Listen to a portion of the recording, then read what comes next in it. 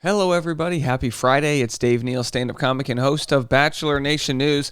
In this video, we have Rachel Lindsay briefly addressing her breakup. That's right. She had her latest episode of Higher Learning with Van Lathan, and in the very opening moments, tearfully just mentions, I'm not going to not do my job. This helps me take the time off of myself from overthinking things and all of that. So we're going to share what she has to say. It's about 3 or 4 minutes long. Follow me on Instagram at DNeals, patreon.com/Dave Neal for behind the scenes bonus content. We're going to have a very honest chat on the Patreon today. If you enjoy honest chats, join this Patreon at the 10 a.m. hour, and also Bachelor Rush Hour, the morning and afternoon podcast. As far as Golden Bachelor is concerned, we absolutely loved last night's ceremony. Wasn't that amazing? I don't know if I'm going to do a full recap here. I mean, it's one of those, all right, now the flower girl walks down. It's kind of self-explanatory, right? But we will be covering some aspects of it on the afternoon podcast, Bachelor Rush Hour, so go check that out. You know what's interesting? Because I'm being sued for harassment over my coverage of the Clayton Echard paternity scandal, even though I've done nothing wrong, I've learned a lot about family law as I've got an attorney who also specializes in family law. Why would I have an attorney specialized in family law? Well, because they represent men in this court system that is what Clayton got sucked into, and now I'm sucked into a civil court system, but it's also very similar because it's like, talking about a lot of the family court issues.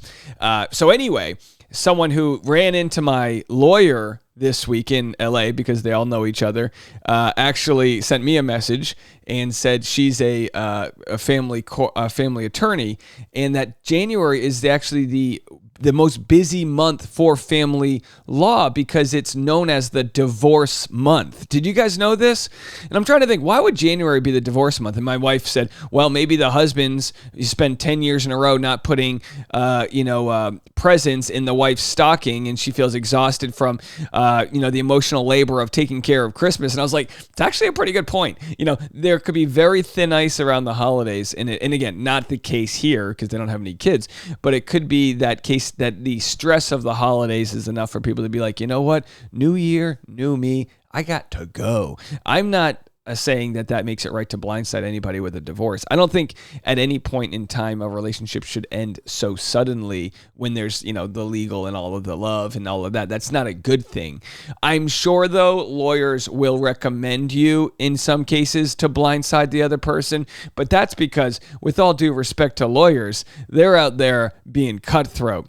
So anyway, I'm going to share the Rachel Lindsay piece in a second here. It just dropped. But first, here's a local news station explaining why January is called Divorce Month. January is known as Divorce Month to professionals in the legal field, but why is that? Fox 10's Marissa Starback spoke with a family law attorney about the reasons behind it and what she expects for 2024. Hi, Marissa. All right, are the stockings not getting stuffed, metaphorically? Is that a reason? Hi, Mark. Hi, Christina. Yeah, of course, there are 1,000,001 reasons why couples get divorced, but legal experts say they see the most of them during this month, January of any year. We spoke with one legal expert who says she expects this year to be much of the same. Divorce is often a New Year's resolution, getting a fresh start. Annette Cox-Sandoval has seen a steady stream of divorce clients, but it usually ramps up in January when the courts reopen after the holidays. I think that 2024 is going to be much like all the years since COVID, to be honest. The divorce rate really hasn't slowed down. The family law attorney says financial stress sometimes plays a role in how quickly people file for divorce. She expects that to continue in the new year. Which, of course, Brian Abasolo did file for spousal support. So is he doing his end of the year books? Did he realize he's not making the money he wants? He was promised that she would take care of him if they moved and lived together.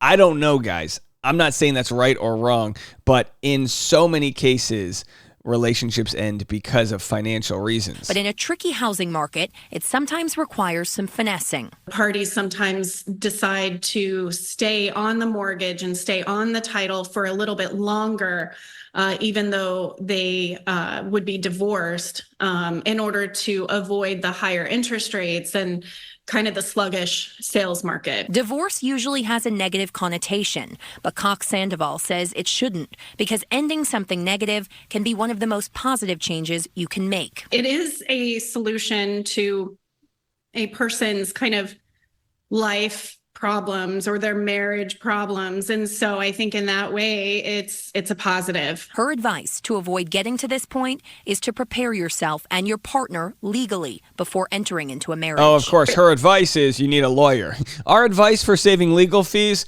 is get a lawyer. Okay, enough of that. But either way, there's some reasons why January is divorce month. Let's go to higher learning here. It aired just this hour. Again, the opening segment, they immediately talk very briefly about the divorce. Pay attention to Van Lathan here. He does an excellent job being Big Brother. He uses he employs comedic timing to diffuse the situation. A+, Emmy nominated work here.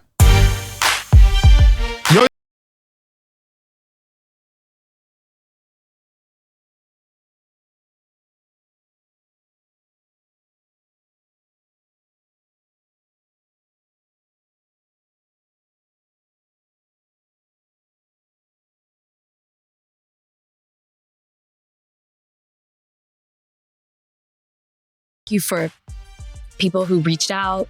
I'm like still trying to reply to people. You just never know how great your circle is until you see all the people that reach out and love you.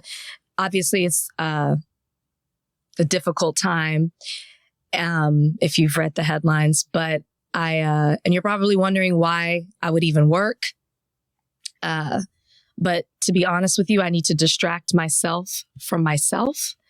And the best way to do that is to do something that I love, and I love higher learning. And so I am going to try my best to get through this podcast, but I'm not going to talk about it. I will eventually, but now is not the time. Just trying to take it day by day.